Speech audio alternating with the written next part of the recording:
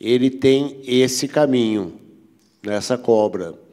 Ele sai da região de Pirituba, através da Raimundo, e tem que vir numa espécie de mão inglesa, né, mão ao contrário, entrando pela Marginal Norte até a Ponte do Piqueri, para aí atingir a Lapa.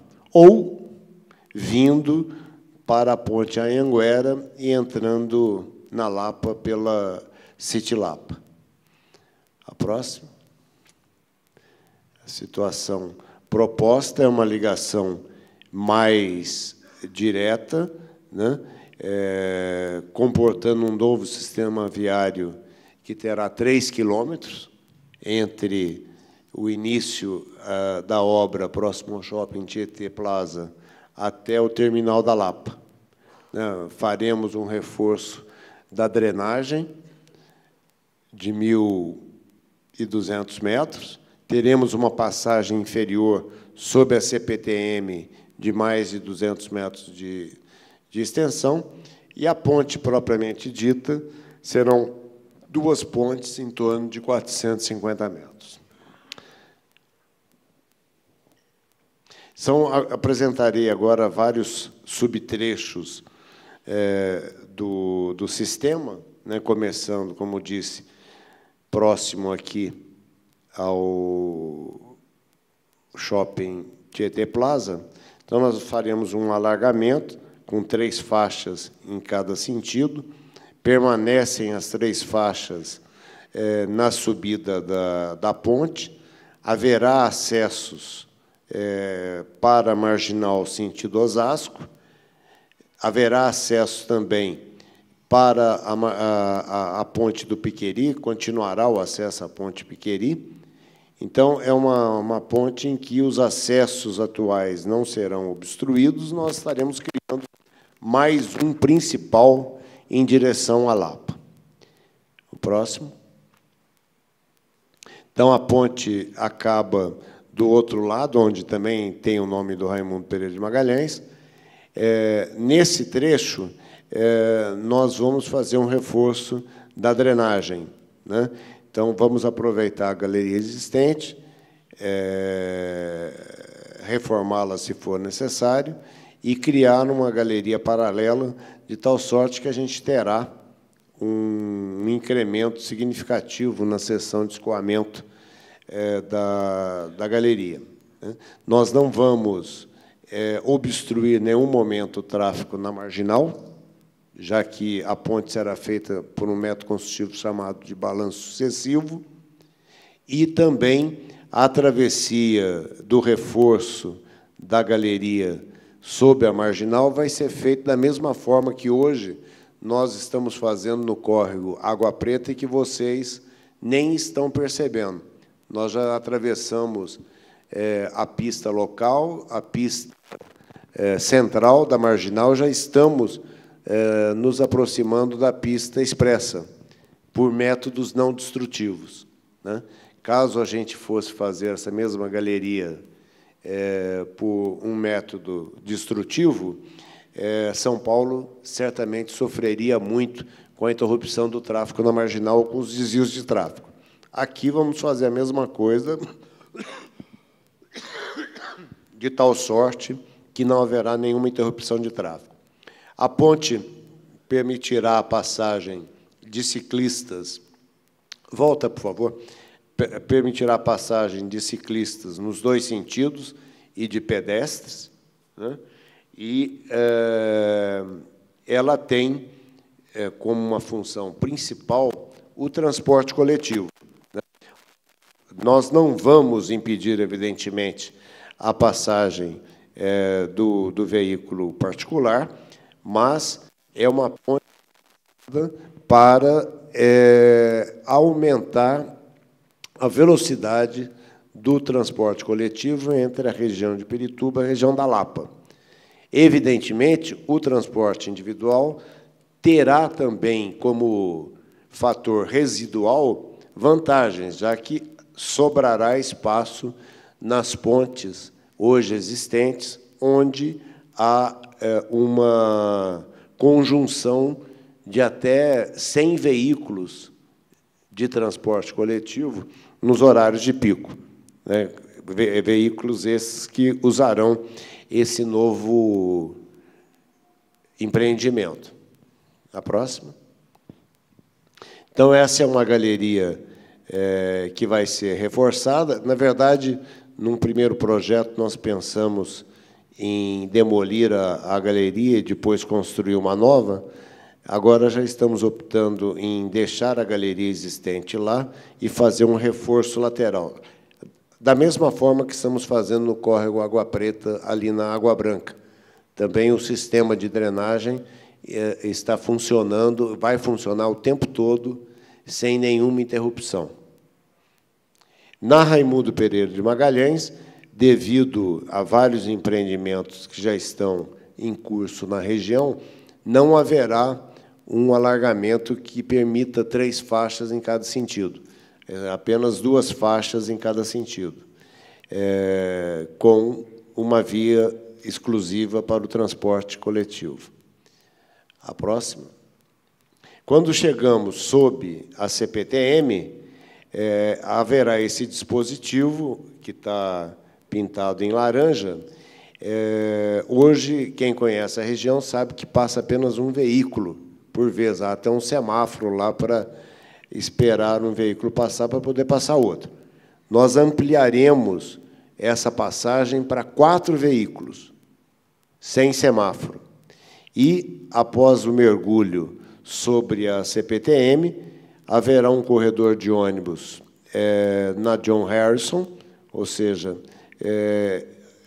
para atingir rapidamente o terminal da Lapa, e toda um arranjo geométrico de tal sorte que o tráfego restante possa acessar as vias do City Lapa até chegar na Clélia, Barão de Jundiaí, etc., as ruas da região. Este dispositivo também será feito sem interrupção da passagem dos trens, também por método não destrutivo. A próxima. O corredor continua pela John Harrison. Hoje, ele só tem sentido no sentido... Ele só tem... os ônibus e carros, né, vão da Lapa para o bairro, e, com a implantação desse sistema, nós teremos 2 faixas que virão no mesmo sentido de hoje, e uma faixa só para ônibus para atingir a região da Lapa. Isso vai exigir, em alguns trechinhos, leves desapropriações, como a gente verá daqui a pouco. E aí nós terminamos no Mercado da Lapa, com acesso ao terminal da Lapa.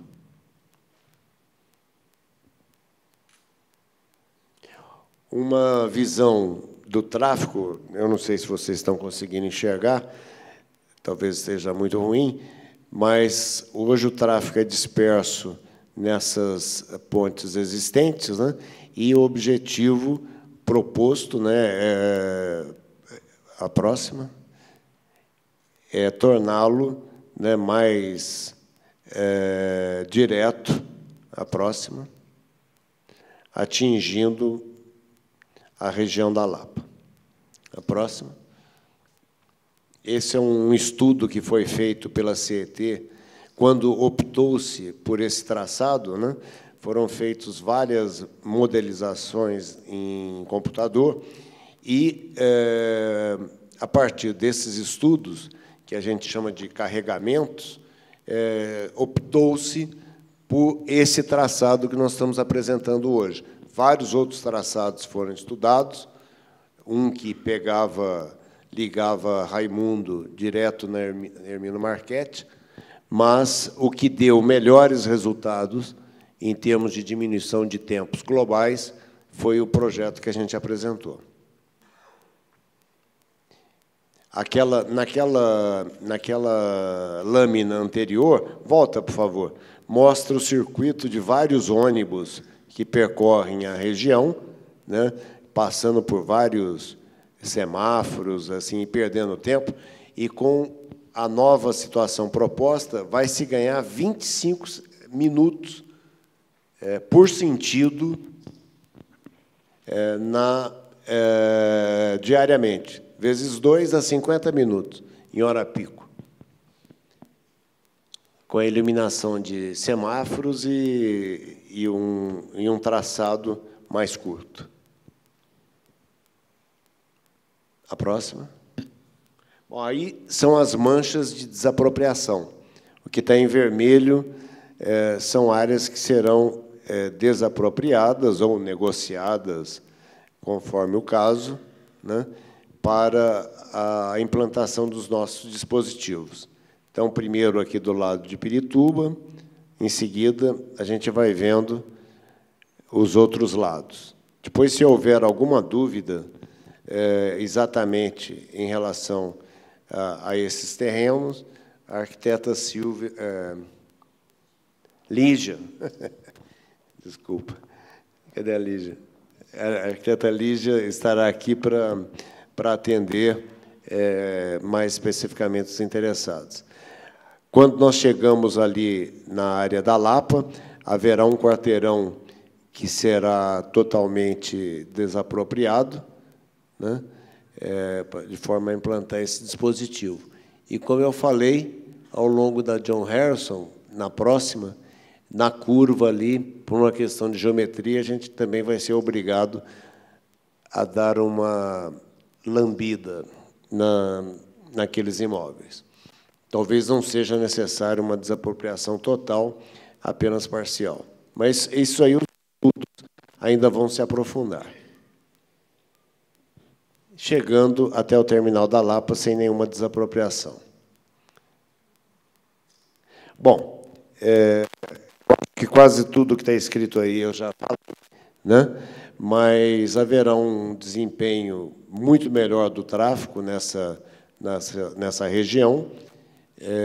Nós vamos reduzir conflitos viários históricos.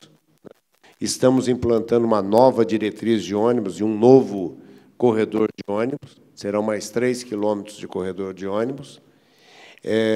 Haverá realmente um reordenamento de 100 ônibus em horário pico, né, naquelas pontes já citadas, e, atendendo à modernidade, não se pensa apenas na mobilidade através do transporte individual e do transporte coletivo, mas também de pedestres e ciclistas. Então, todo esse dispositivo permitirá, com segurança, a passagem de pedestres e ciclistas. E duas grandes vantagens desse projeto é a eliminação do gargalo da CPTM e a eliminação de um ponto de enchente histórico nessa região. A próxima. Então, são aspectos do cotidiano que a gente pretende, com a obra, eliminá-los. E essa é a passagem, né, onde que eu me referi, que apenas um carro passa, que realmente causa transtornos com frequência na região. Por último, quero agradecer a CIURB, a SP Urbanismo, SP Trans CET, que desenvolveram de forma conjunta o projeto, ao Conselho Gestor da Operação Urbana Água Branca, que aprovou o financiamento dessa obra, a Câmara Municipal, que já, através de vários vereadores, que inclusive estão aqui presentes, que já promoveu vários debates, né, e tem trazido comunidades para conversar conosco. E, por último, as subprefeituras da região e várias comunidades e associações locais que também têm participado com bastante afinco dos debates. E, por último, agradecer a direção do CEL Vila Atlântica. Eu vou agora terminar passando a palavra ao Delson Lapa, que vai fazer a apresentação dos aspectos ambientais dessa obra. Tá? Então, muito obrigado.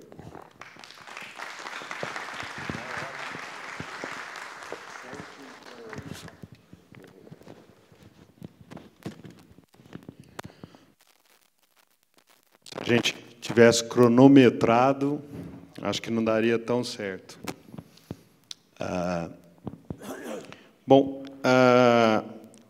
Quando a gente pensa num projeto desse porte, uma coisa que a gente vai se deparar é com o licenciamento ambiental. Então, do ponto de vista da Secretaria do Verde do município de São Paulo, nós temos dois pontos, dois focos principais para o licenciamento ambiental. Licenciamento em si próprio, que é a licença ambiental. Nós precisamos, nesse caso, tirar uma licença de instalação. E o manejo arbóreo, que é todo o manejo de vegetação que a gente tem ao longo de uma obra. Pode passar. Então, quando a gente vê uma obra assim, pronta, desse porte, a gente não imagina, você pode dar um clique, tudo que envolve, né, o antes da obra. Os estudos de viabilidade, os projetos de engenharia, o próprio estudo ambiental, outorgas, outras autorizações, a licença prévia, a licença de instalação, o TCA, que é o manejo arbóreo, e a licença de operação. Pode passar. Aí a gente volta no estado natural. Sim, antes daquela ponte estaiada, essa ponte é ali da Marginal, na água espraiada. Pode passar. Bom, então, entrando no que a gente tem a preocupação e naquilo que a gente precisa licenciar, nós temos um estudo ambiental, que é o EIA-RIMA, onde dele nós vamos gerar a LAP, posteriormente a LAI e a licença de operação ao final da obra. E o plano de compensação ambiental, que vai nos gerar um TCA, que é o termo de compromisso ambiental, e o TAC é se não cumprir o TCA. Então, ele está ali, mas a gente não quer tê-lo. Pode passar. Bom, no aspecto do licenciamento ambiental, nós temos todas essas etapas. Uma consulta prévia junto à Secretaria do Verde, uma vistoria da Secretaria do Verde para definição do tipo de estudo, que pode ser um EIA-RIMA, pode ser um EVA. Eu estou me concentrando mais no EIA-RIMA porque é o estudo máximo, né? Apresentação de um plano de trabalho, vistoria e emissão do termo de referência para a elaboração de EIA-RIMA. Tem todo o período de elaboração desse EIA-RIMA. O EIA-RIMA é um estudo multidisciplinar. Nós temos o meio biótico, meio antrópico, meio físico. A audiência pública, que a gente tem que fazer no âmbito do licenciamento ambiental, vistorias e conclusões, análise do órgão ambiental, solicitação de complementações, apresentação de complementações, emissão do parecer técnico do órgão ambiental, uma análise do CADES. O CADES é o Conselho de Desenvolvimento Ambiental do município de São Paulo. Ele vota e ele aprova a emissão da LAP, a elaboração do relatório para solicitação de LAI, e só aí, com a emissão da LAI, a gente começa a obra. Antes de termos a LAI, a gente não liga o trator. Pode passar. O outro ponto, que é o manejo arbóreo, para a emissão do TCA, tem um procedimento um pouco mais curto, mas também bastante trabalhoso. Inicialmente, a gente começa com o cadastro da vegetação afetada pela obra, uma vistoria de análise e parecer do DEPAV, que é um órgão da Secretaria, é um departamento da Secretaria do Verde, análise da Câmara de Compensação Ambiental, a assessoria jurídica emite o TCA. Então, a gente só também consegue fazer a obra num trecho. Se não tiver manejo arbóreo, com a licença ambiental nós já estamos liberados. Se tiver algum manejo arbóreo, um plantio, um transplante, uma remoção, a gente tem que ter o TCA assinado. Então, a partir daí, a gente liga o trator. Pode passar. O que significa isso aqui? São todas as obras que hoje na SP Obras nós passamos ou estamos passando por esse processo todo. Nós já temos diversas LAIs no programa de mobilidade urbana, são todos esses corredores. Todos esses corredores nós fizemos o processo de licenciamento. As operações urbanas, nós temos Água Espraiada, Água Branca, Faria Lima. O programa de mobilidade da Zona Sul, que estamos agora no processo de licenciamento, e outras obras menores. Pode passar. Bom, então aí a gente pensa no que é o conceito de gestão ambiental, né? Por que isso existe, de onde surgiu isso, e o que a gente tem que focar na gestão ambiental. Duas fases distintas, mas complementares, que é a fase do planejamento, onde a gente vai fazer os estudos, os projetos e o próprio licenciamento, que é a fase anterior, aquela que eu fui mostrando para vocês, os quadradinhos tampando a nossa obra. E a fiscalização, que é o monitoramento das ações ambientais que envolvem um projeto. Ou seja, eu vou lá e eu tiro uma licença ambiental, e o que significa isso? Essa licença ambiental me dá diretrizes, me dá exigências e condicionantes que eu devo cumprir na execução da obra, né? Então, durante a execução da obra, eu preciso ter a fiscalização, que é justamente o monitoramento de todas as ações de obra. Pode passar. Aí encavalou. Será que tem jeito de tirar essa foto daí? Essa é a foto da ponte, né? De 50 anos atrás, ela foi desmontada há 50 anos? 40? Tem jeito de... É isso, só para... Tá. Então, para que serve a gestão ambiental? Para evitar impactos e prevenir riscos. Reduzir ou minimizar impactos negativos. Toda obra, principalmente uma obra desse porte, ela tem um impacto negativo, onde o estudo ambiental procura minimizar esse impacto ou reduzir